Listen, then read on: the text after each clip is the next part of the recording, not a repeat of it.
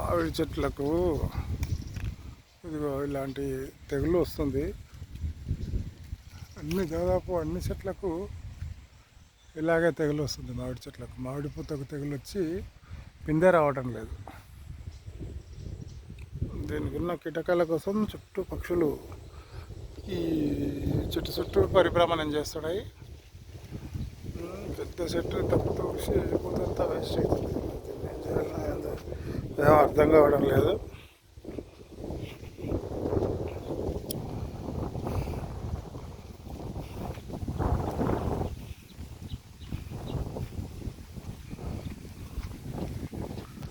ఇది మా పొలాలండి. ఇవి నల్లమల్ల ఫారెస్ట్కు దగ్గరగా ఉంటాయి. దగ్గరగా అంటే ఆల్మోస్ట్ నల్లమల్ల ఫారెస్ట్లోనే ఉంటాయి పొలాలు. ఇక్కడ ఆ డౌన్లో వెళ్తుందండి కృష్ణానది. అలా అలా శబ్దం వస్తుంది. ఆ శబ్దం వస్తుంది కదండి, అది కృష్ణా పరవలో దొక్కుతుంది.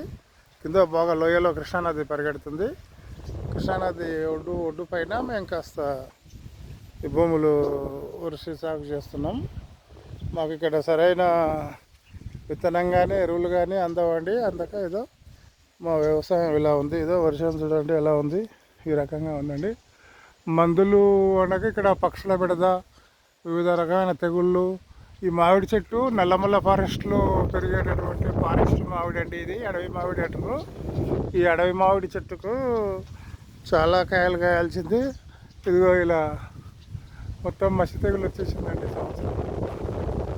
వేప చెట్లు ఎలా ఎండిపోతున్నాయో అలాగా మామిడి చెట్లకు కూడా కరోనా రావడం వలన మామిడి చెట్ల కరోనా వచ్చిందండి ఈ సంవత్సరం.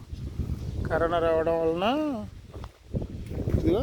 ఇదిగో ఇలాగా ఏదో ఆకు ఇలా బుజ్జు పట్టి నల్లగా అయ్యి ఆ పూతంతా ఎండిపోయి ఇదిగో ఇలాగా